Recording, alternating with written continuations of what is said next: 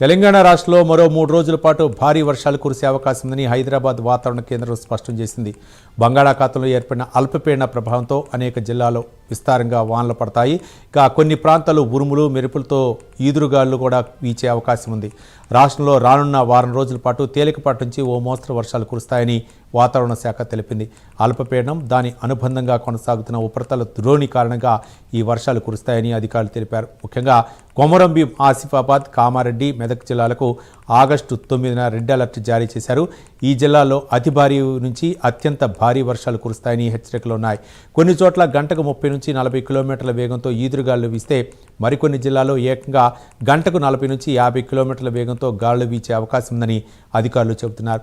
రాజధాని హైదరాబాద్లో కూడా భారీ వర్షాలు నమోదయ్యే అవకాశం ఉందని తెలిపారు. అయితే ఆగస్టు 12 తర్వాత వర్షాల తీవ్రత తగ్గుతుందని, పెద్దగా ప్రమాదకరమైన హెచ్చరికలేవీ లేవని భారత వాతావరణ శాఖ వివరించింది.